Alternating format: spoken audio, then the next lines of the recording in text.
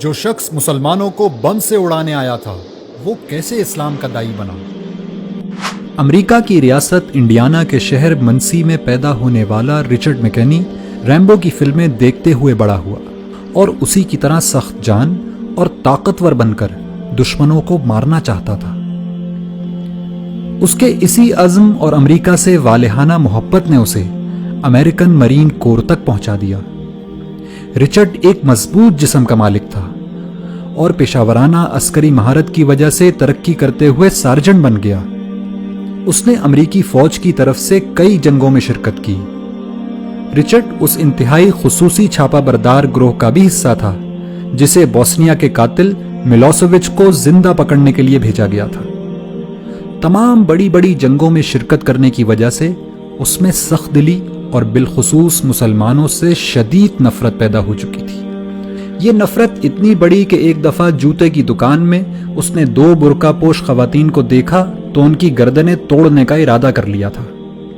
اسی شدید نفرت کے سبب اس نے منسی میں مسلمانوں کی مسجد میں جمعے کے دن دھماکہ کرنے کا منصوبہ بنایا۔ اس کا منصوبہ تھا کہ وہ سینکڑوں مسلمانوں کو بم سے اڑا کر اپنی گاڑی میں بیٹھے ان کے چیتھڑے اڑتے دیکھے گا، لیکن قدرت کو کچھ اور ہی منظور تھا۔ مسجد کو بم سے اڑانے سے پہلے اس نے آخری دفعہ اسلام اور مسلمانوں کو جاننے کا فیصلہ کیا۔ رچرڈ مسجد میں داخل ہوا تو وہاں ایک نمازی نے اس کو خوش آمدید کہا اور پوچھا کہ کیا وہ اس کی کوئی مدد کر سکتا ہے۔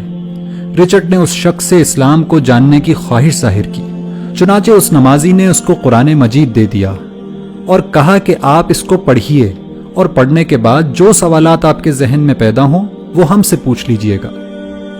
چنانچہ رچرڈ قرآن پڑھتا گیا اور مسجد جا جا کر سوال کرتا رہا، یہاں تک کہ 2 مہینے بعد دنیا نے قرآن کا یہ معجزہ بھی دیکھا کہ وہی شخص جو کل مسجد کو بم سے اڑانے کی تیاری کر رہا تھا آج وہیں کلمہ شہادت پڑھ رہا ہے۔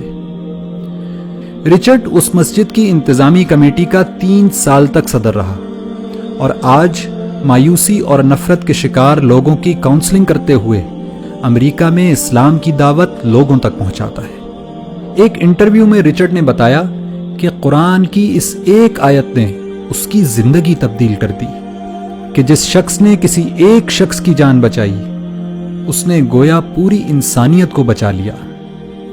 اگر قرآن کی فقط ایک آیت مسلمانوں کے کٹر دشمن کی زندگی تبدیل کر سکتی ہے تو پورا قرآن کیا کچھ انقلاب برپا کر سکتا ہے۔